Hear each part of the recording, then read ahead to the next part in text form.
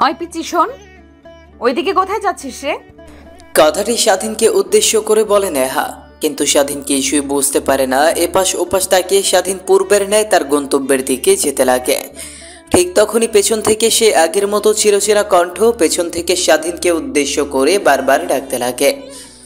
কিরে, তোকে এত করে বলছি, আমার কথা কি তোর কানে যাচ্ছে না, নাকি কানের উপর দুইটা দিলেই ঠিক হবে? হঠাৎ পেছনের দিকে তাকিয়ে দেখে মেয়েটি তার দিকে রাগী দৃষ্টিতে তাকিয়ে কথাগুলো বলছে। স্বাধীন মেয়েটিকে ইশারা করে বলতে লাগে, আচ্ছা আপু, তুমি কি আমাকে বলছো? আজব তো, তোকে ছাড়া আর কাকে বলবো? আশপাশে দেখতো কোনো ছেলে নেই। তোকে বলছি শোন, এদিকে আয়। তারপর স্বাধীন পেছন ফিরে মেয়েটির দিকে তাকিয়ে পেছনের দিকে যেতে লাগে। তারপর মেয়েটির সামনে গিয়ে দাঁড়াতেই ঠাস ঠাস করে স্বাধীনের গালে দুইটা থাপ্পড় লাগিয়ে দেয় মেয়েটি। স্বাধীনও ছলছল দৃষ্টিতে মেয়েটির দিকে বেশ কিছুক্ষণ তাকিয়ে থাকে। মেয়েটির আগে ফুলতে ফুলতে স্বাধীনকে উদ্দেশ্য করে বলতে লাগে, তোকে কতক্ষণ ধরে ডাকছি আমি, কিন্তু তুই তো আমার কথার কোনো পাত্তাই দিচ্ছিস না। তুই ছোট একটা ছেলে হয়ে আমাকে ইগনোর করিস। তোর সাহস কি করে হয়? যেখানে আমার জন্য কত হাজার ছেলে কলেজে ঘোরে, আর সেখানে তোকে আমি ডাকছি আর তুই আমার কথায় কোনো ভ্রুক্ষেপ না দেখিয়ে চলে যাচ্ছিস কটকট করে। আসলে আপু, আমি তেমন একটা বুঝতে পারিনি, প্লিজ আমাকে ক্ষমা করো। স্বাধীনের কথা শুনে নিমেষেই যেন নেহার রাগ জমে যায়। স্বাধীনের দিকে তাকিয়ে মুচকি একটা হাসির রেখা টেনে নেহা স্বাধীনকে উদ্দেশ্য করে বলতে লাগে, ইটস ওকে। আচ্ছা, তোমাকে তো এর আগে কখনো এই কলেজের আঙিনায় দেখিনি, তা তুমি এই কলেজে পড়ো? নেহাকে তার মুড চেঞ্জ হতে দেখে স্বাধীন অবাক হয়ে যায়।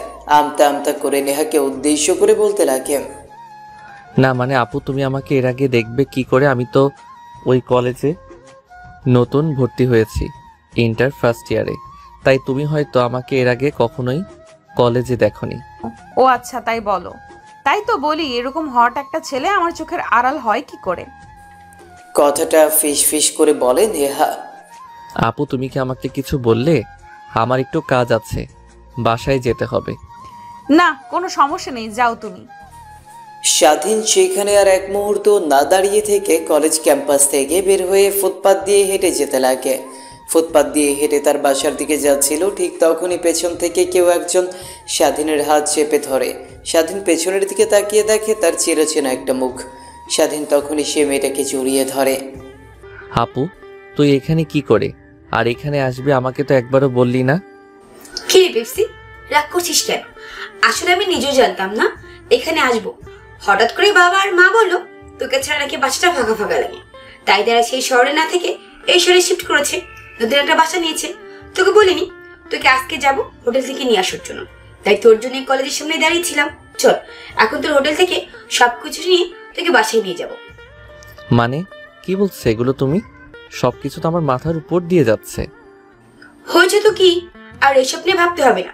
তোর এইটুকু মাথায় এত চাপ নিতে হবে না।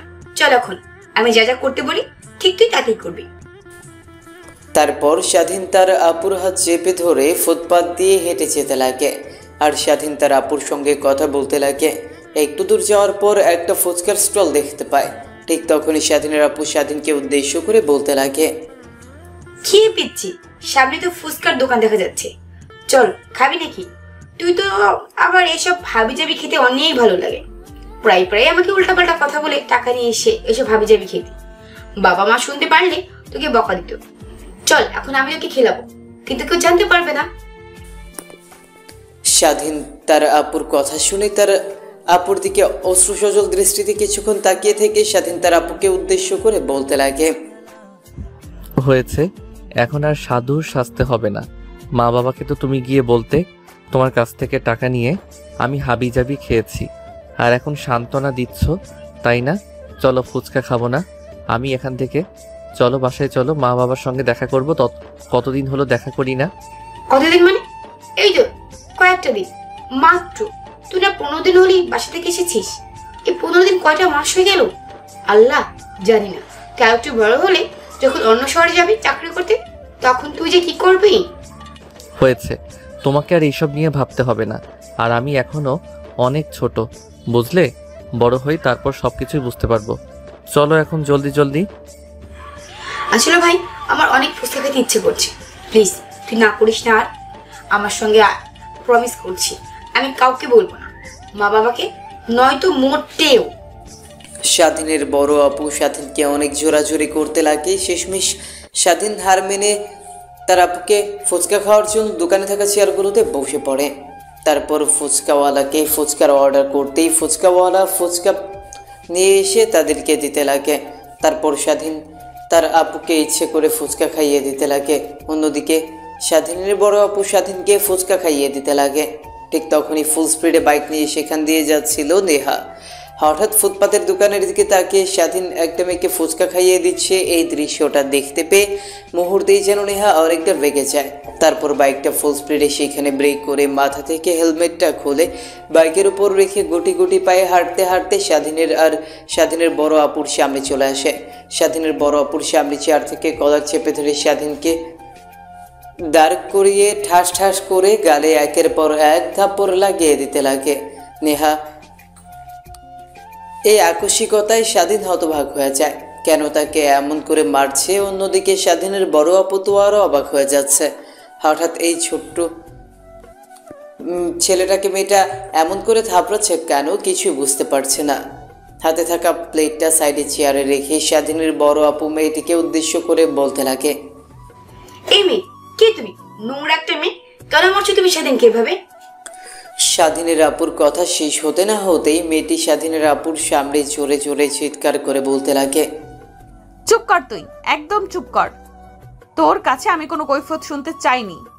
আর তোর দিকে একবার তাকা আর ওর দিকে একবার তাকা, দেখ তোর থেকে কত ছোট সে। নিজের থেকে ছোট ছেলেকে দেখে নিজেকে আর কন্ট্রোল করতে পারিসনি তাই না? ভুলভাল বুঝিয়ে প্রেম করছিস তাই না? আর এই যে তোকে না আমি তখন কলেজের গেটে ধরেছিলাম, তুই না বললি বাসায় যাবি, তোর কি যেন কাজ আছে, আর এখানে এসে প্রেম করছিস তাই না? কথাটা বলেই নেহা স্বাধীনের গালে আরেকটা থাপ্পড় দিতে যাবে। ঠিক তখনই স্বাধীনের বড় আপু নেহার হাত চেপে ধরে স্বাধীনকে থাপ্পড় খাওয়ার হাত থেকে বাঁচিয়ে নেয়। উল্টো নেহার গালে স্বাধীনের বড় আপু ঠাস ঠাস করে দুইটা থাপ্পড় লাগিয়ে দিয়ে বলতে লাগে, চলো এখান থেকে, আর এইসব বাজে মেয়েদের থেকে একদম দূরে থাকবে। আর শোনো, যদি কেউ তোর সঙ্গে খারাপ ব্যবহার করে আমাকে বলবি। আর তোকে তো একটা কথা বলতে ভুলে গিয়েছিলাম, এই কলেজে কিন্তু প্রিন্সিপালের যে ছেলে, যেটা তোদের স্যার ইংলিশ ক্লাস নেয়, ওইটা কিন্তু তোর দুলাভাই হয়। তোকে বলিনি, আজ বলে দিলাম, যদি কোনো মেয়ে তোকে ডিস্টার্ব করে তাহলে তুই তোর দুলাভাইয়ের কাছে গিয়ে সবকিছু বলবি, যে নিশ্চয়ই এই বিষয়টা মীমাংসা করে দিবে। স্বাধীনের বড় আপুর কথা শুনে নেহার মুখে যেন দেখার মতো হয়ে যায়। নিজেকে যেন নিজের অনেক ছোট মনে হচ্ছে। নিমিষেই স্বাধীনের কলার ছেড়ে দেয়। স্বাধীন স্বস্তির নিঃশ্বাস ফেলে। নেহা মাটির দিকে থ মেরে তাকিয়ে আছে, কি যেন বলবে কিছুই বুঝতে পারে না সে।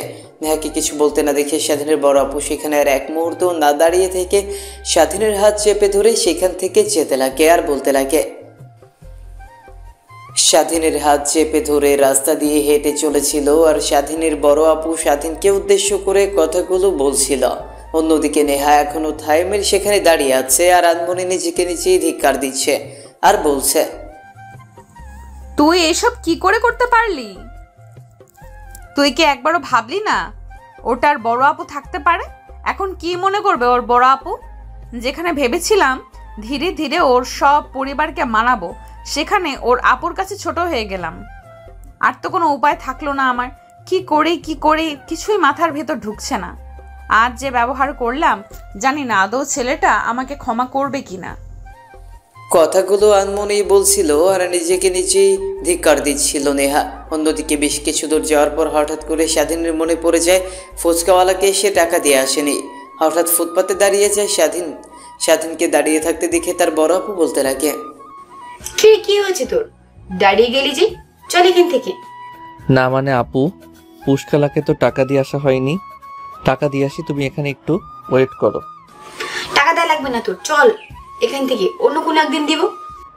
না আপু, ওনাদের সংসার সামান্য, আমাদের কিছু টাকার উপরে চলে বুঝলে। ওনাদের বিকৃত টাকা দিনে না দিলে তারা অনেক বড় লোকসান হতে পারে। তুমি এখানে একটু দাঁড়াও, আমি এখনই দৌড়ে তাকে টাকা দিয়ে আসছি। তুমি এই গাছের চাওয়াতে দাঁড়াও। কথাটা বলেই স্বাধীন পেছনের দিকে দৌড় লাগায়। দৌড়াতে দৌড়াতে এক পর্যায়ে ফুচকাওয়ালার দোকানের সামনে চলে আসে। দোকানের সামনে এসে দেখে ঠিক আগের মতো সেখানে নেহা দাঁড়িয়ে আছে। রোদে যেন তার এখন পড়ে যাওয়ার উপক্রম। স্বাধীন নিজেও বুঝতে পারে না কি করবে এখন। সে তার পর ফুচকাওয়ালাকে টাকা দিয়ে সেখান থেকে আসতে যাবে, ঠিক তখনই পেছন থেকে নেহা বলতে লাগে, আসলে সরি, আমার এমনটা করা উচিত হয়নি। আসলে তোমাকে কোনো মেয়ের সঙ্গে দেখতে পেয়ে আমার অনেকটা রাগ হয়ে যায়। আমি জানারও ইচ্ছে হয়নি কে ওই মেয়েটা। সরি, তুমি আমাকে ক্ষমা করে দিও। আরে আপু, তোমাকে ক্ষমা চাইতে হবে না। আসলে তুমি আমাকে মাঠে দেখে আপু অনেকটা রেগে গিয়ে তোমাকে থাপ্পড় লাগিয়ে দিয়েছে। আমি আপুর হয়ে তোমার কাছে ক্ষমা চাচ্ছি। প্লিজ তুমি আমার আপুকে ক্ষমা করে দিও। হ্যাঁ, আর একটা কথা বলি, শোনো, না বুঝে না শুনে হঠাৎ করে একজনের গায়ে হাত তোলা উচিত না, বুঝলে? কথাটা বলেই সেখানে আর এক মুহূর্ত না দাঁড়িয়ে থেকে স্বাধীন পুনরায় হাঁটা ধরে। অন্যদিকে নেহা স্বাধীনের মধ্যে আপু ডাক শুনে অনেকটা রেগে যায়। নিজের রাগকে কন্ট্রোল করে সেখানে আর না দাঁড়িয়ে থেকে পুনরায় বাইক স্টার্ট করে বাসার দিকে অগ্রসর হয়। অন্যদিকে স্বাধীন তার আপুর কাছে এসে দেখে এখনও সে সেই বটগাছের নিচে ছায়ায় দাঁড়িয়ে আছে। তারপর তার আপুকে নিয়ে তার হোস্টেল দিকে যেতে লাগে। ফুটপাত দিয়ে বেশ কিছুক্ষণ হেঁটে সামনের দিকে এগিয়ে যেতে লাগে।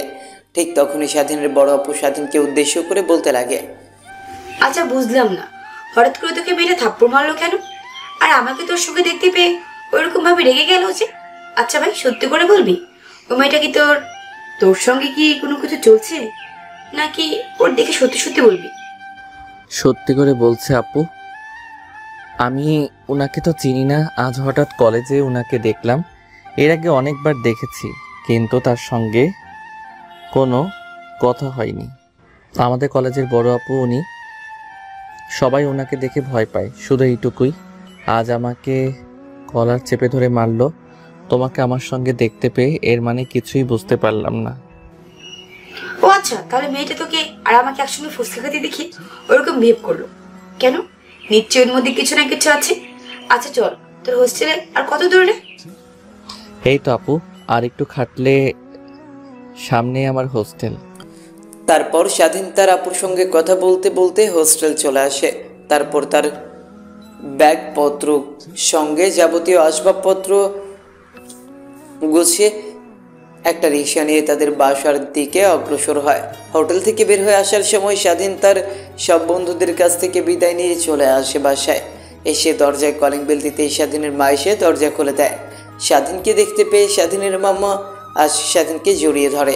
স্বাধীনের দিকে একটু ভালোভাবে তাকিয়ে বলতে লাগে, দেখো দেখো, আমার ছেলেটা মাত্র 15টা দিন হলো আমাদের থেকে দূরে থেকে নিজের কি হাল করেছিস, একদম শুকিয়ে গিয়েছিস। তাই তো তোর বাবাকে বলে এখানে শিফট হলাম। এখন দেখি কিভাবে অনিয়ম করে না খেয়ে দিয়ে কলেজে যাস। কই মা, আমি তো সব কিছু নিয়ম মেনটেন করেই চলেছি, আর সময় মতো তো খাবারও খেয়েছি। হয়েছে, এখন আর কথা বলতে হবে না। চল, সবাই রুমের ভিতরে চলছে, তারপরে না হয় জমি আড্ডা হবে। এখন এসে থেকে তোর সব আসবাবপত্রগুলো নিয়ে।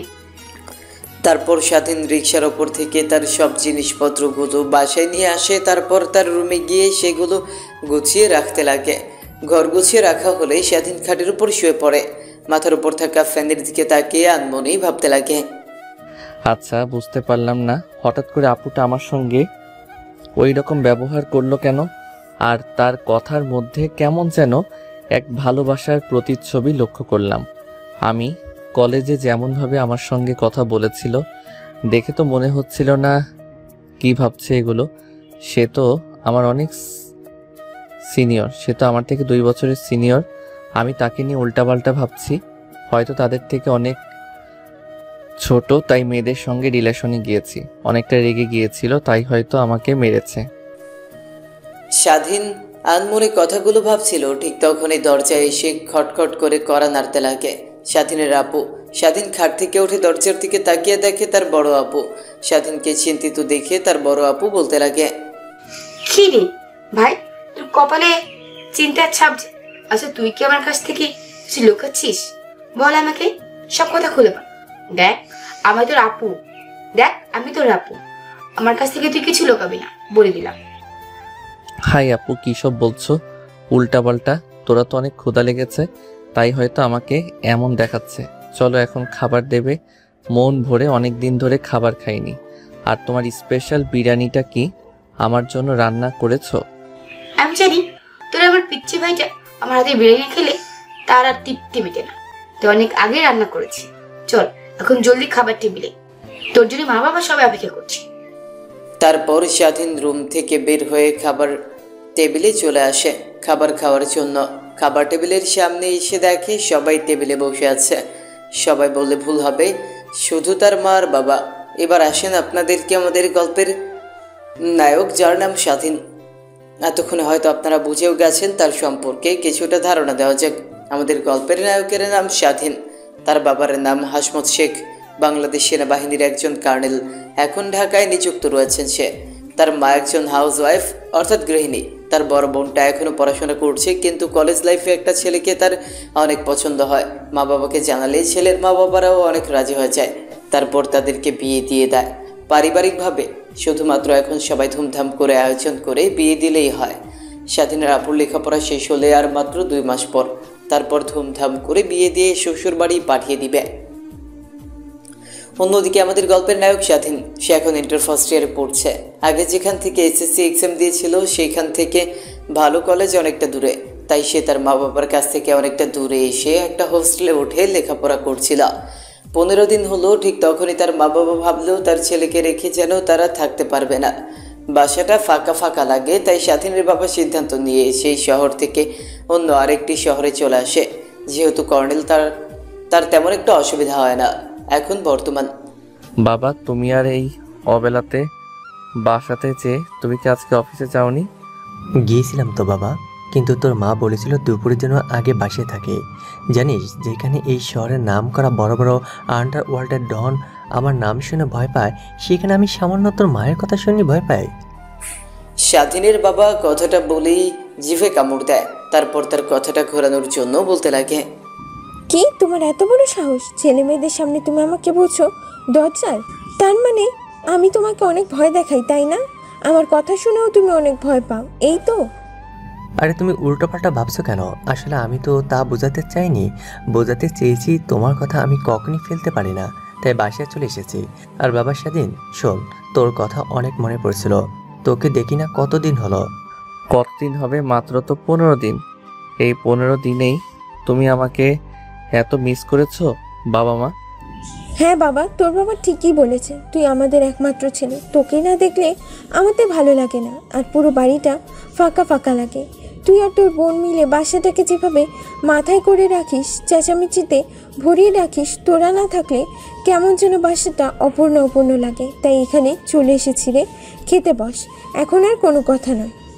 কথাটা শেষ হতেই স্বাধীন তার বাবাকে ধরে গালে একটা আলতো করে চুমু দেয়, তার মাকে জড়িয়ে ধরে আলতো করে একটা চুমু দেয়। তারপর তার বোনকে জড়িয়ে ধরে গালে একটা আলতো করে চুমু দিয়ে চুল টেনে ধরে বসে পড়ে।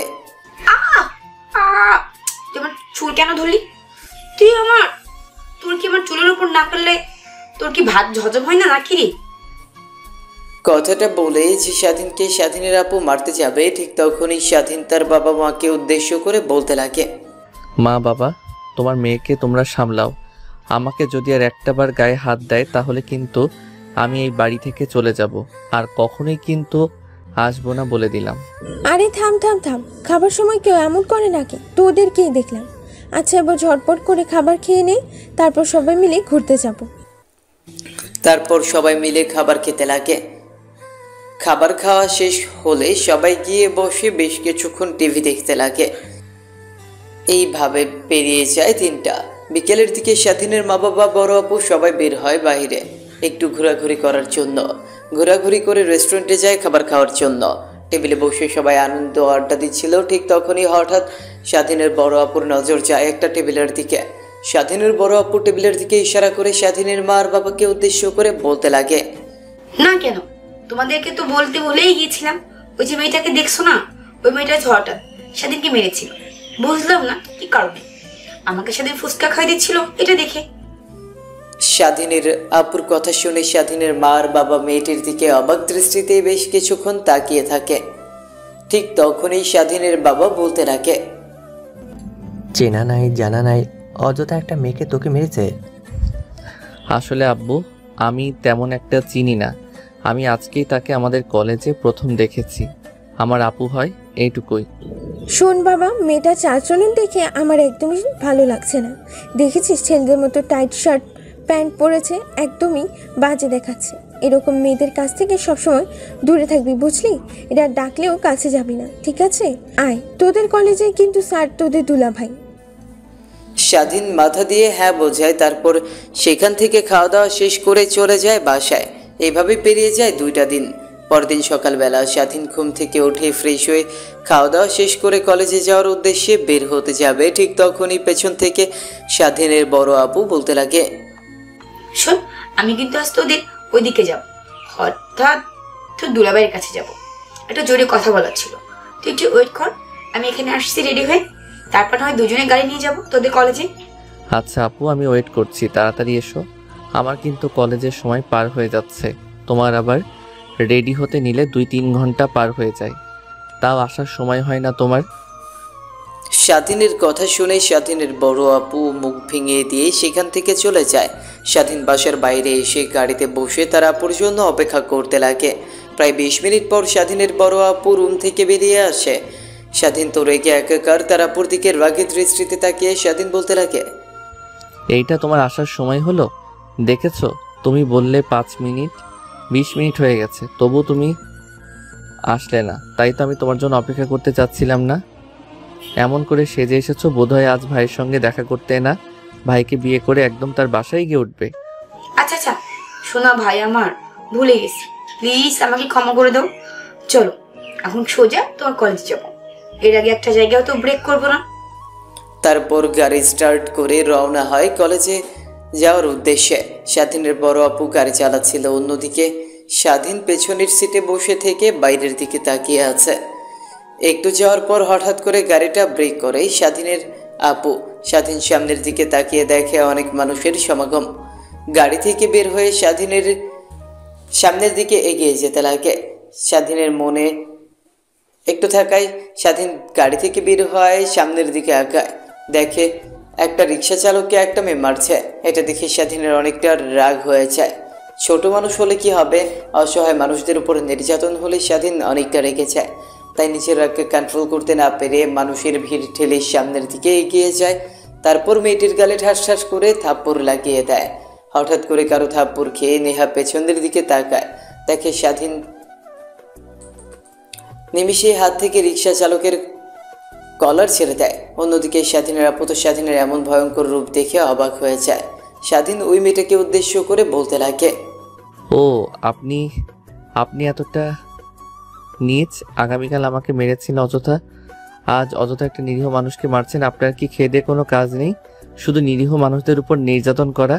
দেখে তো মেয়ে মনে হয় কম, হয় ছেলে মনে হয় বেশি পড়েছেন। তো একদম ছেলেদের মতো শাড়িট, একটা জিন্স, তাও টাইপ দেখা যাচ্ছে। আপনি কি একবারও নিজের দিকে তাকিয়ে দেখেছেন? এটা আপনাকে ভালো লাগার কম, খারাপ লাগছে বেশি। নেক্সট টাইম থেকে নিরীহ মানুষদের উপর হাত তুলতে 100 বার ভাববেন, যদি আমার এই থাপ্পড়ের কথা আপনার মনে থাকে। থাপ্পড় খেয়ে নেহা তার 2 গাল হাত দিয়ে চেপে ধরে। সে নিজেও ভ্যাবাচাকা খেয়ে যায় স্বাধীনের এমন ভয়ঙ্কর রূপ দেখে। আর আনমনে নেহা ভাবতে লাগে, পিচ্চি, তোকে তো এর শাস্তি পেতে হবে। এতগুলো মানুষের সামনে তুই আমাকে মারলি, তোকে ভেবেছিলাম দুর্বল, দেখে তো তুই অনেক হাইপার। কি জোরটাই না তোর হাতে, থাপ্পড় মেরেছিস, এখনো 2 গাল ঝিনঝিন করছে। কথাগুলো আনমনে ভেবে দেখে আশেপাশ দিকে তাকিয়ে কেউ নেই, সবাই যে যার কাজে চলে গেছে। শুধুমাত্র রিক্সাওয়ালাটা এখনো সেখানে দাঁড়িয়ে আছে। রিক্সাওয়ালাটা কি করবে বুঝতে না পেরে নেহার পা জড়িয়ে ধরে কান্না করতে করতে বলতে লাগে, মা, তুমি আমাকে ক্ষমা করে দাও। আসলে আমি নিজেও দেখতে পাইনি তুমি এইখানে বাইক নিয়ে দাঁড়িয়ে আসছো। আসলে মাথায় অনেক তেল থাকতো, অনেক টেনশন, বাসায় টাকা দিতে হবে, কিস্তি দিতে হবে।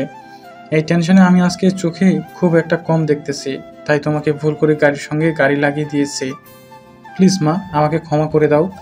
আঙ্কেল, আপনি আমার পায়ে কেন ধরছেন? ছাড়ুন, আসলে আমি সরি।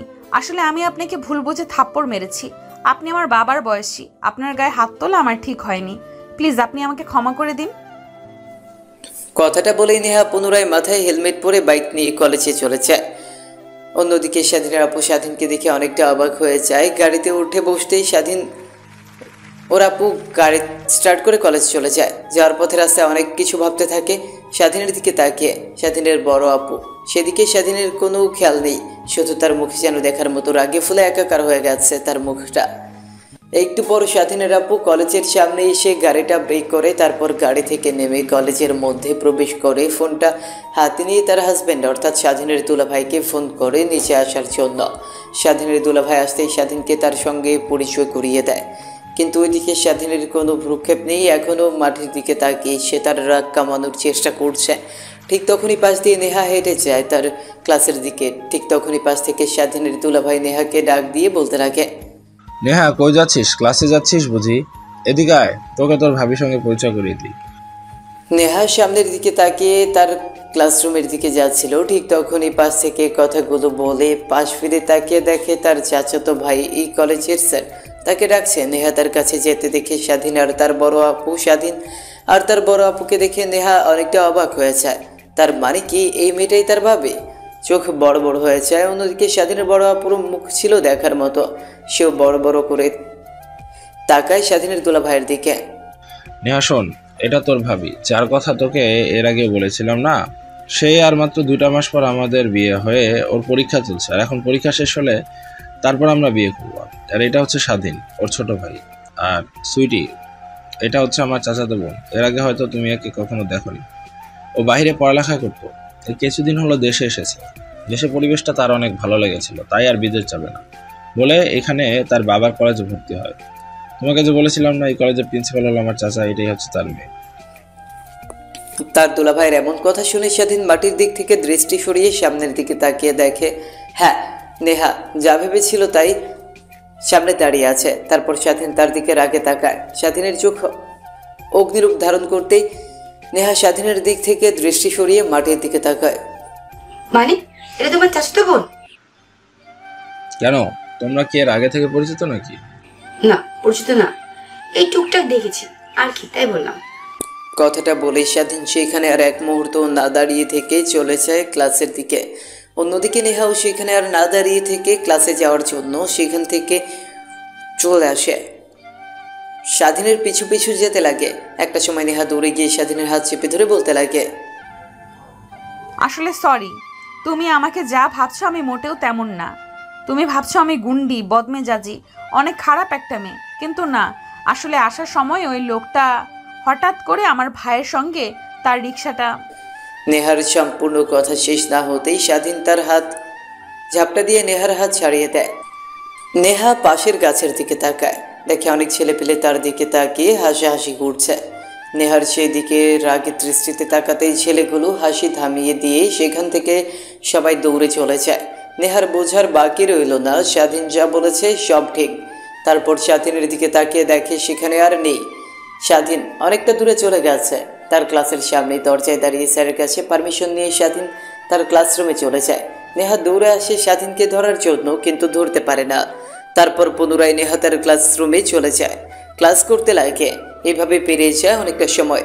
স্যার তার ক্লাস করানো শেষ হলে ক্লাসরুম থেকে চলে যায়।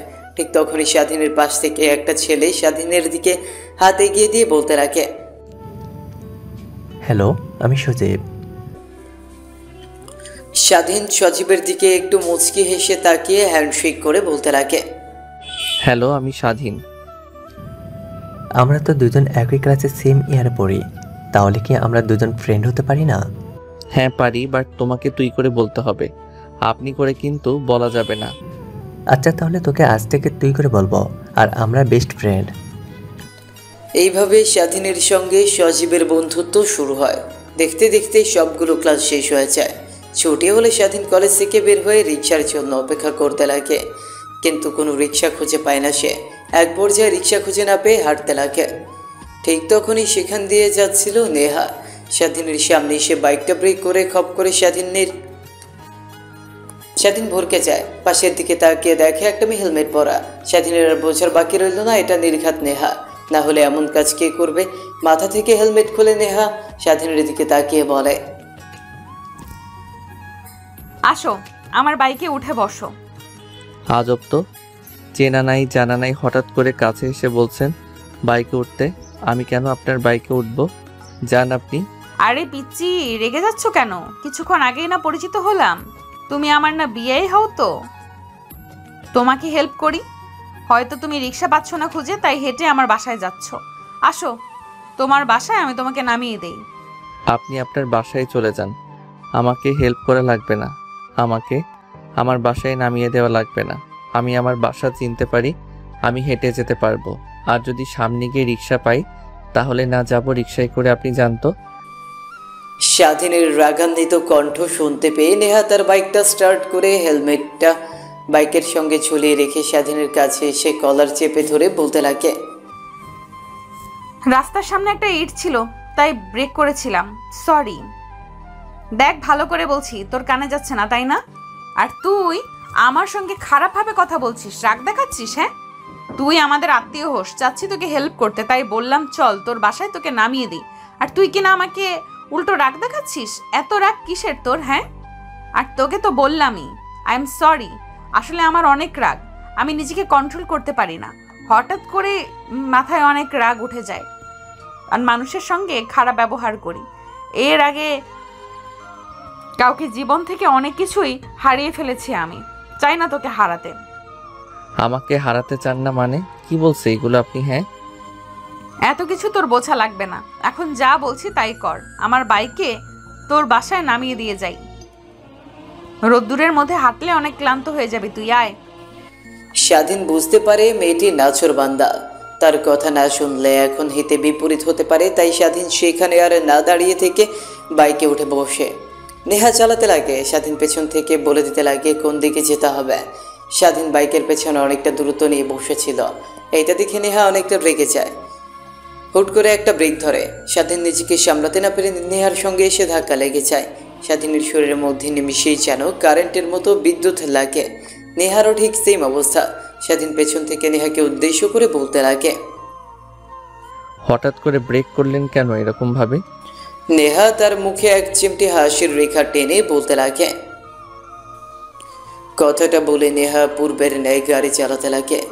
স্বাধীন অনেকটা দূরত্ব নিয়ে বসেছিল, কিন্তু কি আর করার, এখন ব্রেক করলে আবার স্বাধীন বাইক থেকে নেমে যাবে। তারপর দেখতে দেখতে স্বাধীনের বাসার সামনে এসে বাইকটা ব্রেক করে। স্বাধীন বাইক থেকে নেমে নেহাকে একটা ধন্যবাদ দিয়ে বাসার ভেতরে প্রবেশ করে। অন্যদিকে ব্যালকনি থেকে দাঁড়িয়ে সব দেখছিল স্বাধীনের আপু। এই দৃশ্য দেখে স্বাধীনের আপু অনেকটা রেগে যায়, রেগে যেন এখন স্বাধীনকে কাছে পেলে টুকরো টুকরো করে ফেলবে। সে ব্যালকনি থেকে সরে সোজা বসার রুমে চলে যায়। স্বাধীন দরজায় কলিং বেল দিতেই তার মা গিয়ে দরজা খুলে দেয়। সোজা তার রুমে চলে যায়। বসার রুম থেকে উঠে স্বাধীনের রুমের দিকে অগ্রসর হয় স্বাধীনের বোন। স্বাধীনের রুমে এসে দরজায় কড়া নাড়তেই স্বাধীন দরজা খুলে দেয়। দরজা খুলতেই স্বাধীনের গালে ঠাস ঠাস করে দুইটা থাপ্পড় লাগিয়ে দেয় স্বাধীনের বড় আপু। তারপর রাগী কণ্ঠে স্বাধীনকে উদ্দেশ্য করে বলতে লাগে, কি রে, তোকে না কালকে বললাম ও মেয়েটাকে তুই চিনিস নাকি? তুই তো বললি চিনিস না, তাহলে আজ ওই মেয়েটার সঙ্গে একই বাইকে আসলে? মেয়েটা তোকে আমাদের বাসার সামনে নামিয়ে দিয়ে গেল, যাওয়ার সময় আবার কি যেন বলে গেল তোকে। আমাকে বললে আমি কি মা বাবা কি বলে দিতাম? তাই তো বলি, চেনা নাই জানা নাই অযথা একটা মেয়ে সে তোকে থাপ্পড় মারবে, তা আবার অন্য একটা মেয়ের সঙ্গে দেখে। এত ছিল আসল কারণ তোর রিলেশনশিপে আসিস। এটুকু ছেলে হয়ে কেবল ইন্টার ফার্স্ট ইয়ারে পড়িস। তোর থেকে তো দেখলেই মনে হয় ও মেয়েটার বয়স অনেক বেশি, প্রায় 3-4 বছর ডিফারেন্স আছে। তোর পছন্দ দেখে ভাই আমি নিজেই নিজেকে অবাক হচ্ছি। স্বাধীন তার বড় আপুর কথা শুনে এখন বিষম খাওয়ার উপক্রম। তার ছলো ছলো দৃষ্টিতে তার আপুর দিকে তাকিয়ে বলতে লাগে, আরে আপু, তুমি এগুলো কি বলছো? হ্যাঁ, আমি তো ওই মেয়েটাকে চিনিও না, মাত্র আজকে তো পরিচয় হলো। উনি না আমার বিয়ে হয়, আজকে না পরিচয় করিয়ে দিল দুলাভাই। তাই তো উনি আমাকে রাস্তায় দাঁড়িয়ে থাকতে দেখে রিক্সার অপেক্ষায় তিনি বলল আমাকে নাকি আমার বাসার সামনে ড্রপ করে দেবে। তাই তো আমি উঠে বসেছিলাম, উঠতে চাইছিলাম না প্রথমে তার বাইকে, কিন্তু অনেক জোরাজুরি করে আমাকে তার বাইকে উঠে বসায়। তারপর এখানে আসি। আর তুমি ভাবছো কি না উল্টাপাল্টা কথা? কথাটা বলেই স্বাধীন কান্না করে দেয়। স্বাধীনের বড় আপু তার এমন ব্যবহারে অনেকটাই কষ্ট পায়। স্বাধীনকে কান্না করতে দেখে তার কষ্ট যেন দ্বিগুণ হয়ে যায়। স্বাধীনকে ধরে খাটে বসিয়ে দিয়ে তার ওনা দিয়ে চোখ মুছে দিতে দিতে বলে, আরে ভাই আমার প্লিজ আমাকে ক্ষমা করে দে। আসলে আমি বুঝতে পারিনি রে, মেয়েটাকে দেখে অনেকটা রাগ উঠে গিয়েছিল আমার তোর সঙ্গে, ওকে দেখে তাই তোকে রাগের বশে থাপ্পড় মেরে দিয়েছি। সরি রে, এরপর থেকে কখনোই তোর গায়ে না বুঝে না শুনে মারবো না। কথাটা বলছিল স্বাধীনের আপু। স্বাধীনকে তার এক হাত দিয়ে চোখ মুছে দিচ্ছিল আর অন্য হাত দিয়ে মাথার চুল হাত বুলিয়ে দিয়েছিল। নিমিষেই যেন স্বাধীনের অভিমান ভেঙে যায়। তারপর স্বাধীন তার আপুর সঙ্গে আড্ডা দিতে লাগে। আজ তার একটা ছেলের সঙ্গে বন্ধুত্ব হয়েছে, এইসবই। তারপর স্বাধীনের আপুর রুম থেকে চলে যায়। স্বাধীন ওয়াশরুমে গিয়ে ফ্রেশ হয়ে নেয়, তারপরে নিচে আসে খাবার খাওয়ার জন্য। খাবার খাচ্ছিল, ঠিক তখনই স্বাধীনের মা স্বাধীনকে উদ্দেশ্য করে বলতে লাগে, আচ্ছা বাবা, তোর পাশের আন্টি আমার কাছে এসেছিল, বলল আজকে নাকি তোকে কোন মেয়ের বাইকের পেছনে দেখেছে সে, তাও আবার সেই মেয়েটা তোকে আমাদের বাসার সামনে নামাই দিয়ে গেছে, আর নাকি তোকে জড়িয়ে ধরে চুমুও খেয়েছে। স্বাধীন তার মায়ের কথা শুনে বিষম খেয়ে যায়। অন্যদিকে তার বড় আপুর একই অবস্থা, দুজনে একসঙ্গে বিষম খেয়ে যায়। স্বাধীনের মা তাদের দুজনের দিকে পানির গ্লাস এগিয়ে দেয়। ঢক ঢক করে স্বাধীন আর তার বড় আপু পানির গ্লাস খালি করে ফেলে। তার মানে কি সত্যি তোর পাশের বাসার আন্টি যা দেখেছে তাই আমার কথা শুনে তোরা দুজন বিষম খেলি? স্বাধীন কিছু বলতে যাবে, এর আগেই স্বাধীনের বড় আপু তার মাকে উদ্দেশ্য করে বলতে লাগে, বাহ, তুমি মনে হয় পাশের বাড়ির আন্টির কথা শুনে আমার ভাইকে ভুল বুঝছো। আমি তো নিজেও দেখেছি আমার ভাই একটা রিক্সা করে নেমে তারপর বাসায় এসেছে। আর কোথাকার পাশের বাড়ি আন্টি কাকে না রেখেছে, কাকে না দেখেছে। তুমি বলছো আমার ভাই মোটেও ওই রকম না। আমার ভাই একদম ভালো ছেলে, ইনোসেন্ট ছেলে।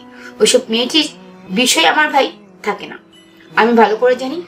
অন্য কারো কথা শুনে আমার ভাইকে দোষারোপ করা বাদ দিয়ে দাও তো।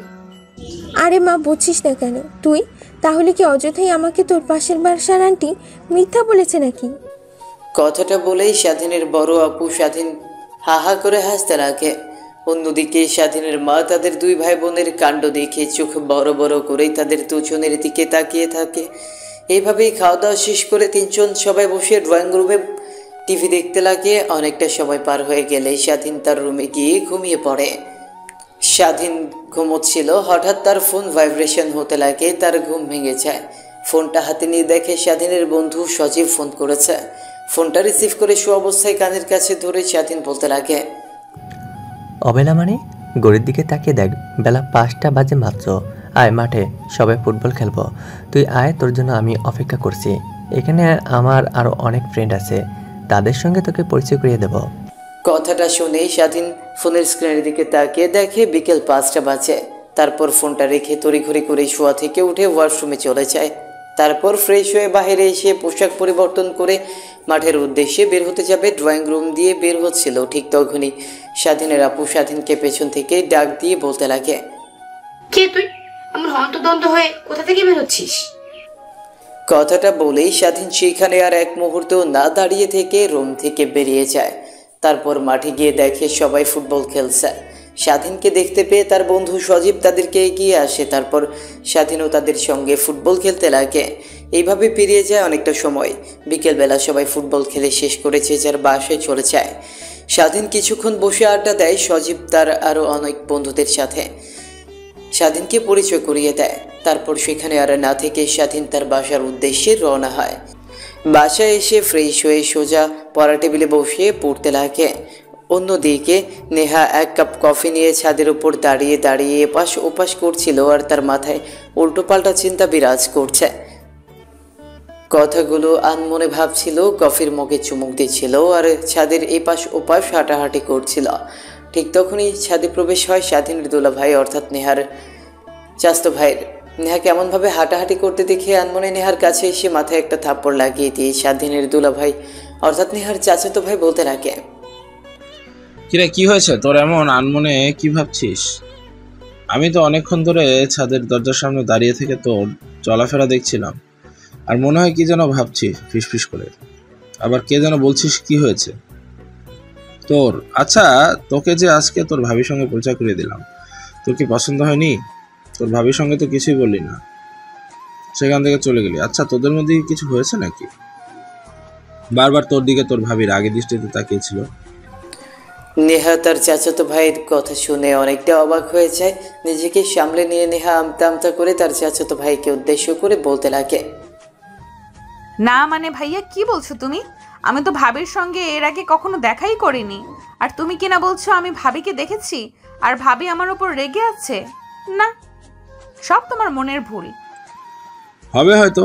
আমার সঙ্গে দেখা করার 2 দিন আগে ফোনে বলেছিল স্বাধীনকে না কি একটা মেয়ে অনেক ডিস্টার্ব করে ফুটপাতে তাকে ফুচকা খেয়ে দিচ্ছিল। এটা দেখে একটা মেয়ে এসে স্বাধীনকে অনেক মারে, আর সেই মেয়েটা কিনা আবার আমাদের কলেজে লেখাপড়া করে, স্বাধীনের সিনিয়র। কিন্তু আমি যখন মেয়েটার কথা জিজ্ঞেস করলাম, দেখলাম তোদের ভাবি কথাটা এড়িয়ে গেল, কিছুই বললো না। তাই একটু সন্দেহ হলো তোর উপর। তুই তো অনেক রাগী বদমেজাজি। আমি কি ভাবছি তুই তো বুঝতেই পারছিস। স্বাধীনের দুলাভাই অর্থাৎ তার চাচাতো বোনের কথা শুনে নেহা অনেকটা অবাক হয়ে যায়, যেন চমকে উঠেছে। তার চাচাতো ভাই কি বলছে এগুলো? নিজেকে সামলে নিয়ে স্বাধীনের দুলাভাইকে উদ্দেশ্য করে নেহা বলতে লাগে, না মানে ভাইয়া কি বলছো তুমি? আমি তো ভাবির সঙ্গে এর আগে কখনো দেখাই হয়নি। ভূতের মুখে রাম না। তোকে জোর করে কখনো ক্লাসে নিয়ে যেতে পারি নাই। দেখলাম না কোনো একটা দিন ফুল ক্লাস দিয়ে বাসায় আসছিস, সেই কিনা বলছে ভাবির সঙ্গে কথা বলতে পারিনি, প্লাস শুধু ভুলভাল বোঝাচ্ছিস। আচ্ছা যা হয়েছে হয়েছে, তার ভাবতে চাচ্ছি না। তোর ভাবির কিন্তু আর অল্প কিছুদিন পরে এই বাড়িতে আসছে। ইভেন আমাদের বিয়ে ডেট ফাইনাল করে গিয়েছে আজকে। আরে রাগ করছিস কেন? আজকে কিছুক্ষণ আগেই স্বাধীনের বাড়ি থেকে ওর বাবা মা এসেছিল আমাদের বিয়ের বিষয় পাকা করতে। স্বাধীনের বোনের আর মাত্র 2টা পরীক্ষা আছে, তারপর পরীক্ষা শেষ হয়ে যাবে। তাদের কথা অনুযায়ী পরীক্ষা শেষ হলে আমাদের বিয়ে হওয়ার কথা ছিল, তাই ডেট দিয়ে কি আছে, আগামী শুক্রবারে আমাদের বিয়ে। আর তুমি কিনা বলছো আমি ভাবিকে দেখেছি আর ভাবি আমার উপর রেগে আছে। না, সব তোমার মনের ভুল। হ্যাঁ করবি তো, এই নিকট তোর যা খুশি সব অর্ডার নিয়ে নিবি, আর আগামীকালকে কার্ড তৈরি হবে। তোর যেগুলো বন্ধু বান্ধবীদেরকে দাওয়াত দেওয়ার দরকার তাদেরকে দাওয়াত দিয়ে দিবি। কথাটা বলেই স্বাধীনের দুলাভাই ছাদ থেকে চলে যায়। নেহা অনেক খুশি হয়। এই একটা সুযোগ, যেভাবেই হোক স্বাধীনকে তার মনের কথা খুলে বলতেই হবে। সঙ্গে সঙ্গে তার পুরো পরিবারকে রাজি করতে হবে, এই কথাগুলো আনমনে ভাবছিল নেহা। তারপর তার রুমে চলে যায়। খাটের উপর শুয়ে ফোনটা হাতে নিয়ে স্বাধীনের ফেসবুক আইডি, ইনস্টাগ্রাম সবে থাকা পিকগুলো দেখতে লাগে, আর নিজে নিজে স্বাধীনের পিকগুলোতে চুমু দিতে লাগে আর মুচকি মুচকি হাসতে লাগে। অন্যদিকে স্বাধীন মন দিয়ে পড়ালেখা করছে, তার দিকে যে একজন পেতনি কুদৃষ্টিতে তাকিয়ে আছে সেদিকে তার কোনো ভ্রুক্ষেপ নেই। এভাবে পেরিয়ে যায় রাতটা। পরদিন সকালবেলা স্বাধীনের ঘুম ভেঙে যায়। ফজর আজানের শব্দেই শোয়া থেকে উঠে ওয়াশরুমে চলে যায় ফ্রেশ হওয়ার জন্য। ওয়াশরুম থেকে বের হয়ে পাঞ্জাবি আর একটা প্যান্ট পরে বেরিয়ে যায় মসজিদের দিকে নামাজ পড়ার উদ্দেশ্যে। মসজিদে গিয়ে নামাজ পড়ে বাইরে এসে সকালের মণিমুগ্ধকর পরিবেশটা উপভোগ করতে লাগে। বেশ কিছুক্ষণ ধরে রাস্তায় ফুটপাত দিয়ে হাঁটতে লাগে। মাঝে মাঝে কৃষ্ণচূড়া গাছের দিকে তাকায়। সে দেখতে পায় কৃষ্ণচূড়া গাছে লাল ফুল ফুটে আছে। দেখতে এক অন্যরকম ভালো লাগছে তার। এইভাবে বেশ কিছুক্ষণ হাঁটাহাঁটি করতে লাগে। হঠাৎ ফুটপাতের পাশে একটা ছেঁড়া ছালা দেখতে পায়। দেখে সেই ছালার ভেতরে 2টা ছেলে শুয়ে আছে। স্বাধীনের দিকে অনেকটা খারাপ লাগে। এরা হচ্ছে এই শহরের সবথেকে অবহেলার পাত্র, যাদের দেখাশোনা করার মতো কোনো মানুষ নেই। অবহেলা অযত্নে এখানে ওখানে পড়ে থাকে। যেখানে দিন সেখানেই ওদের রাত শুরু হয়। অনেকটা খারাপ লাগে তার, কিন্তু কি করবে। আকাশে পুরো শহরটা যদি চায় নিরীহ মানুষদের পাশে এসে দাঁড়াতে, তাহলে তারা নিশ্চয়ই এই নিরীহ মানুষদেরকে একটা নতুন জীবন উপহার দিতে পারবে। কিন্তু এই সমাজের মানুষ তো আর সেরকম না। সবাই নিজ নিজ চরিত্রকে কাকে মেরে খেয়ে বড়লোক হতে পারবে সেই দিকে সবার উদ্দেশ্য। তারপর স্বাধীন তার বাসার উদ্দেশ্যে রওনা হয়। বাসার সামনে এসে দরজায় কলিং বেল দিতেই তার মা এসে দরজা খুলে দেয়। ড্রয়িং রুমের দিকে তাকিয়ে দেখে স্বাধীনের বাবা বসে থেকে টিভিতে খবর দেখছিল। স্বাধীন গিয়ে তার বাবার পাশে বসে পড়ে, তার বাবার সঙ্গে টিভিতে খবর দেখতে লাগে। ঠিক তখনই চা নিয়ে হাজির হয় সেখানে স্বাধীনের মা। স্বাধীনের দিকে চা এগিয়ে দিয়ে বলতে লাগে, বাবা তুই কি শুনেছিস আগামী সামনের শুক্রবারে তোর বোনের বিয়ে ঠিক করেছি? আরে বাবা, তোর বাবা আর আমি গিয়েছিলাম কালকে তোর দুলাভাইয়ের বাসায়। তারপর তারা সিদ্ধান্ত নিয়েছে যে আগামী সামনের শুক্রবারে বিয়ে হবে। আমরাও রাজি হয়ে যাই। তোর বোনের পরীক্ষা তো আর মাত্র 2টা আছে, শুক্রবারে এই 7 দিনের মধ্যে শেষ হয়ে যাবে। তাই আমরাও রাজি হয়ে যাই, তোর বোন আর দুলাভাইও রাজি হয়ে যায়। ভালো করে শোনো, এক এক করে এই বাসা থেকে সব পেতনিগুলোকে সরিয়ে ফেলো। আমি এই বাসাতে একাই রাজ করব। আমি মা বাবার আদর আর কারোর সঙ্গে ভাগাভাগি করব না, শুধু তোমরা আমাকে ভালোবাসবে। স্বাধীনের কথা শুনে ওর আপু স্বাধীনের কাছে এসে চুল টেনে ধরে বলতে লাগে, না পিচ্ছি, তা তো হবে না। আমার বাবা মার ভালোবাসা, আদর তুমি একা খাবে তা তো আমি হতে দিব না। আমি প্রত্যেক সপ্তাহে আসবো, আর আমার বাবা মার আদর খেয়ে আমি আবার শ্বশুরবাড়ি যাব। তুমি তো জানো না, আমার বাসা থেকে শ্বশুরবাড়ি যেতে মাত্র 10 মিনিট সময় লাগে। কি মেয়েরে বাবা, বিয়ে হয়ে গেলে সবাই শ্বশুরবাড়ি থাকে, আর সেখান থেকে খুব সহজে মা বাবার বাড়িতে আসে না। আর সেখানে তুমি কিনা বলছো অতি সপ্তাহে একবার করে আসবে। আমি তোমাকে আসতে দেব না। বিয়ে হয়ে গেলে তোমাকে চিরতরে এই বাসা থেকে তাড়িয়ে দেব। তুমি আসবে কি করে? স্বাধীন তার মায়ের কথা শুনে অনেকটা খারাপ লাগে। তার আপু কিনা এই বাসা থেকে চলে যাবে, আর কিছুদিন গেলেই অনেকটা খারাপ লাগে, কিন্তু কাউকে কিছু বুঝতে না দিয়ে সোফায় বসে চা খাচ্ছিল। ঠিক তখনই পুনরায় স্বাধীনের বাবা স্বাধীনকে উদ্দেশ্য করে একটা খামে এগিয়ে দিয়ে বলতে লাগে, বাবা, এখানে বেশ কিছু টাকা আছে, তোর পছন্দ তুই একটা বাইক কিনে নিস। তোর এখান থেকে কলেজে অনেকটা দূর, প্রত্যেক দিনই রোদে দাঁড়িয়ে থাকিস, কেমন দেখায় না? তুই একটা বাইক কিনে নিস এই টাকা দিয়ে, নিশ্চয় তোর পছন্দ মতো বাইক হয়ে যাবে তোর আপুকে নিয়ে। তাহলে আজকে তুই বাইক কিনতে যাস? না বাবা, আমি বাইক কিনবো না। যেমন আছি তেমনই ভালো আছি। দেখো, নয় কিছুদিন পরপরই বাইক অ্যাক্সিডেন্ট করে কত মানুষ মারা যায়, তো আমি বাইক কিনতে যাব কোন দুঃখে? আমি রিক্সায় করে যাওয়া আসা করব। রোদে পুড়ে কালো হয়তো কি হয়েছে, আমি বাইক কিনবো না। আর তোমার টাকা তোমার কাছে রাখো। তোর ভালোর জন্যই বললাম। আর অ্যাক্সিডেন্ট সবাই করে দেখে যে তুই যে সে কাজটা করবি তা তো না, তাই না? জানিস তো কমান্ডাররা কখনো এসব জিনিস দেখে ভয় পায় না। শত্রুপক্ষর গুলোতে কতজন আঘাত হয়ে নিহত হয়, কিন্তু আমাদের কি কখনো দেখেছিস ভয় পেতে? কিছু করতে হলে সামনের দিকে প্রতিবারই এগিয়ে যেতে হবে। শেষ কথা হলো, তোর আপুর বিয়ের কার্ড তৈরি করে দিয়েছি, কলেজ থেকে আসার সময় দোকান থেকে কার্ড নিয়ে আসবি। আর তোর যদি কোনো বন্ধু বান্ধবী থেকে তাদেরকে ইনভাইট করিস। আর তোর যদি কোনো বন্ধু বান্ধব থাকে তাদেরকে ইনভাইট করিস। স্বাধীন মাথা দিয়ে হ্যাঁ বোঝায়। দেখতে দেখতে সকলের সঙ্গে আড্ডা দিয়ে স্বাধীনের কলেজ সময় হয়ে যায়। তারপর স্বাধীন তার রুমে গিয়ে ফ্রেশ হয়ে নিচে এসে খাওয়া দাওয়া শেষ করে কলেজের উদ্দেশ্যে বের হয়। বাড়ির বাইরে এসে বেশ কিছুক্ষণ দাঁড়িয়ে থাকার পর একটা রিক্সা দেখতে পায়। রিক্সাওয়ালাকে ডাক দিতেই রিক্সাওয়ালা তার কাছে চলে আসে। তারপর রিক্সায় উঠে তার রিক্সা যেতে লাগে কলেজের উদ্দেশ্যে। হঠাৎ অনেক মানুষের সমাগম দেখতে পায় স্বাধীন। একসাথে ভিড় ঠেলে সামনে এগিয়ে যেতে দেখে নেহা পড়ে আছে, মাথা ফেটে রক্ত বের হচ্ছে। স্বাধীন কী করবে কিছুই বুঝে উঠতে পারে না, তার যেন চোখ অন্ধকার হয়ে আসছে। তারপর ভিড় ঠেলে সামনের দিকে এগিয়ে যায়, নেহাকে পাজাকোলা করে তুলে নেহার গালে হাত দিয়ে থাপড়াতে লাগে আর বলতে লাগে, আপু আপু, তোমার কি হয়েছে? কথা বলছো না কেন? অন্যদিকে নেহা আবছা আবছা চোখে কেউ একজনকে দেখতে পায়, তাকে কোলে তুলে নিয়ে ডাকছে, কিন্তু তার কান অবধি ডাক এসে পৌঁছচ্ছে না। চোখ যেন বুঝলেই সে চিরতরে সে তার চোখ বন্ধ করে ফেলবে। বারবার খুব কষ্ট করে তাকিয়ে থাকার চেষ্টা করছে, কিন্তু পারছে না। অন্যদিকে স্বাধীন নেহার পরিস্থিতি বেগতিক দেখে পাচাখোলা করে তুলে নেয়। তারপর একটা প্রাইভেট কার সিগন্যাল দিতেই তার সামনে এসে ব্রেক করে। তারপর প্রাইভেট কারটা নিয়ে সোজা হাসপাতাল চলে যায়। হাসপাতালে গিয়ে নার্সকে ডাক দিতে অনেকগুলো নার্স চলে আসে। তারপর ট্রেতে করে নেহাকে আইসিইউতে নিয়ে যায়। অন্যদিকে স্বাধীন নেহাকে আইসিইউতে নিয়ে যাওয়ার পর একটা চেয়ারে গিয়ে বসে পড়ে। একটু পর একটা ডাক্তার এসে স্বাধীনের সামনে দাঁড়িয়ে বলতে লাগে, পেশেন্ট আপনার কি হয়? ওনাকে অপারেশন করতে হবে, তার জন্য এখানে যদি একটা সাইন দরকার। আপনি যদি ওনার আত্মীয় হয়ে থাকেন তাহলে এখানে সাইন করুন, না হলে ওনার আত্মীয়কে ফোন করে এখানে আসতে বলুন। সে অবধি পেশেন্টের চিকিৎসা হবে না।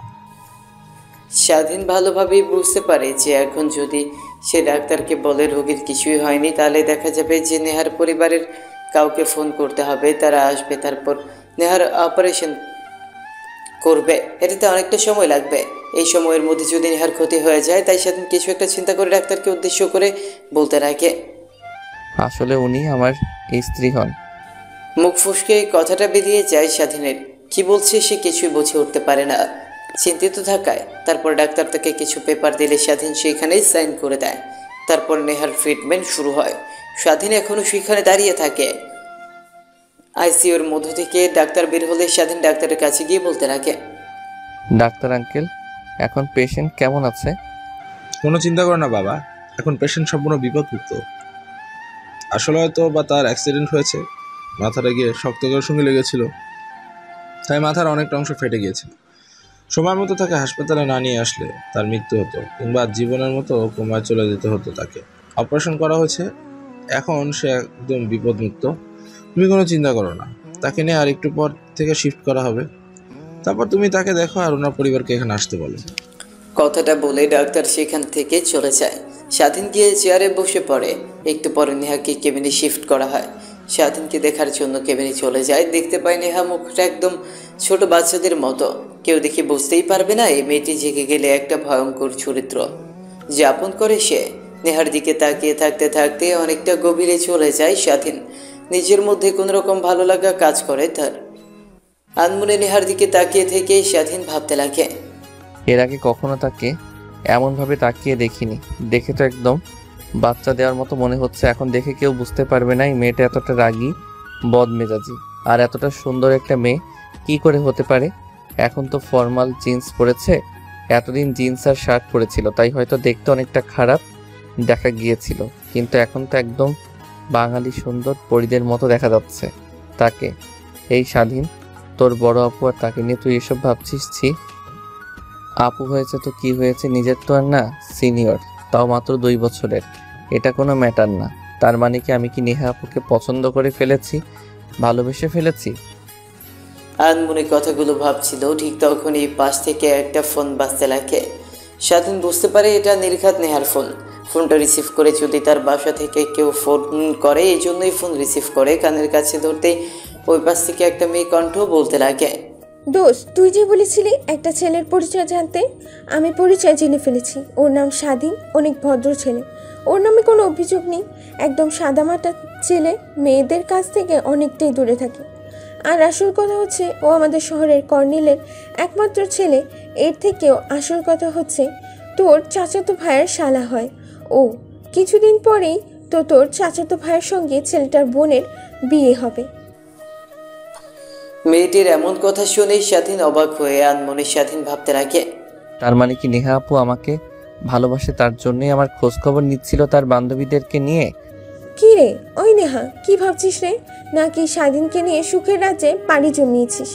দুইজন আমার কথা তোর কানেই যাচ্ছে না? মেয়েটার কথা শুনে স্বাধীনের ধ্যান ভেঙে যায়, ফোনটা কেটে দেয় সে। ওই পাশে থাকা মেয়েটা ফোনের দিকে তাকিয়ে কিছু একটা চিন্তা করে তারপর স্বাধীন নেহার ফোনটা হাতে নিয়ে তার ফোনের লক খোলার অনেক চেষ্টা করে, কিন্তু কোনোভাবেই লক খুলতে পারে না। স্বাধীন বারবার ফেল্ড লক দেখাচ্ছে। শেষমেশ স্বাধীন তার নাম দিয়ে ট্রাই করতেই লক খুলে যায়। স্বাধীনের এইটা দেখে মুচকি একটা হাসি দেয়, ভাবতে লাগে, তার মানে কি নেহা আপু আমাকে অনেক ভালোবাসে, আমার নাম দিয়ে তার ফোনের লক রেখেছে? কথাটা ভাবছিল আনমনে। ফোনের স্ক্রিনের দিকে তাকিয়ে দেখে স্বাধীনের একটা পিক, তা আবার হয়তো অনেকদিন আগের। স্বাধীন আগেও কিছু বুঝতে পারে না, সেদিকে আর কোনো ভ্রুক্ষেপ না করে কল লিস্টে গিয়ে নেহার বাবার নাম্বার দেখতে পায়। তারপর স্বাধীন তার ফোনে নাম্বারটা নিয়ে ফোন করে নেহার ব্যাপারে সব কথা খুলে বলে। তারপর হসপিটাল লোকেশনটা তার নাম্বারে SMS করে হসপিটাল থেকে বেরিয়ে যায়। তারপর স্বাধীন তার বাবার কথা অনুযায়ী দোকান থেকে তার বোনের বিয়ের কার্ড নিয়ে চলে যায়। অন্যদিকে নেহার মা বাবা তাড়াতাড়ি করে হাসপাতাল চলে আসে। তারপর স্বাধীনের দেওয়া কেবিনেই চলে যায়। কেবিনে গিয়ে দেখে নেহা ঘুমিয়ে আছে। একসঙ্গে এতগুলো লোককে কেবিনে দেখে নার্স অনেকটা রেগে গিয়ে তাদেরকে উদ্দেশ্য করে বলতে লাগে। নার্সের কথা শুনে সবাই চুপ হয়ে যায়। দেখতে দেখতে বিয়ের দিন ঘনিয়ে আসে। স্বাধীন অনেক খুশি তার আপুর বিয়ে হচ্ছে, কিন্তু সেই তার মন অনেকটা খারাপ হয়ে যায়। দেখতে দেখতে স্বাধীনের আপুরও বিয়ে পড়ানো শেষ হয়ে যায়। তারপর সবাই খাওয়া দাওয়া করতে লাগে। স্বাধীন তার বন্ধুদের সঙ্গে গিয়ে একটা পাশে দাঁড়িয়ে কথা বলতে লাগে। ঠিক তখনই সেখানে হাজির হয় নেহা। নেহা স্বাধীনকে উদ্দেশ্য করে বলতে লাগে, আসলে তোমাকে একটা কথা বলার ছিল আমার। আমি তোমাকে অনেক, সেই প্রথম দেখাতেই, জানি না তোমায় আর দেব কি, আমাকে ভালোবাসো কি না, কিন্তু আমি তোমাকে অনেক অনেক ভালোবাসি, আমার নিজের জীবনের থেকেও বেশি। স্বাধীন নেহার কাছ থেকে এই কথাগুলো শোনার জন্য অনেক দিন ধরে অপেক্ষা করছিল। শেষমেশ সেই পালা শেষ হলো। স্বাধীন নেহার হাত ধরে বলতে লাগে, আসলে আমিও তোমাকে ভালোবেসে ফেলেছি। সে অ্যাক্সিডেন্ট হওয়ার পরে যখন তোমাকে হাসপাতালে নিয়ে গেলাম, ডাক্তার যখন তোমাকে বিয়ে নিয়ে সেট করবে, তোমার সেই মায়াবী চেহারা দেখে কিন্তু বলতে পারিনি তখন তোমার একটা ফোন এসেছিল। তোমার বান্ধবীর চেয়ে আমার বিষয়ে অনেক কথা বলছো, না বলতে পারলাম। তুমিও আমার বিষয় নিয়ে জানতে তোমার বান্ধবীর কাছে অনেক কিছু বলেছিলে। সে থেকেই বুঝতে পেরেছি তুমি আমাকে ভালোবাসো। শুধু এই বিষয়টা জানার অপেক্ষা করছিলাম। হঠাৎ পেছন থেকে একটা লোক তাদের দুজনকে উদ্দেশ্য করে বলতে লাগে, কি তার মানে তুই সেই ছেলে যে কিনা আমার মেয়েকে মৃত্যুর হাত থেকে বাঁচিয়েছিলি? আবার দ্রুত চিকিৎসা করানোর জন্য তুমি আমার মেয়েকে তোমার স্ত্রী হিসেবে পরিচয় দিয়েছো? কথাটা শুনেই স্বাধীন আর নেহা তাদের পেছনের দিকে তাকায়। দেখে নেহার পরিবার আর স্বাধীনের পরিবার সবাই সেখানে দাঁড়িয়ে আছে। হয়তো স্বাধীন আর নেহার কথোপকথন তারা শুনে ফেলেছে। তাদের সবার মুখে মুচকে মুচকে হাসি। ঠিক তখনই নেহার কাছে এসে স্বাধীনের মা বলতে লাগে, আপনার বাড়ি আমার একটা মেয়ে পাঠালাম, এখন আমরা আপনার বাড়ি থেকে আরেকটি মেয়ে আমাদের বাড়িতে নিয়ে আসব, তবে না হয় আমার বাড়ির মেয়ের অভাবটা পূর্ণ হবে, নাকি বলো স্বাধীনের বাবা? স্বাধীনের বাবা নেহার মায়ের কথায় তালে তাল মেলায়। তারপর কাজী সাহেবকে আবার ডেকে নিয়ে এসে স্বাধীন আর নেহার বিয়ে পড়িয়ে দেয়। স্বাধীন আর নেহা দুজনেই অনেক খুশি। একসঙ্গে দুইটা বিয়ে, এই বাড়ির মেয়ে নিয়ে যাচ্ছে ওই বাড়ি, ওই বাড়ির মেয়ে আবার এই বাড়ি। সবাই দোয়া করবেন স্বাধীন আর নেহা যেন সুখে সংসার করতে পারে। সমাপ্ত।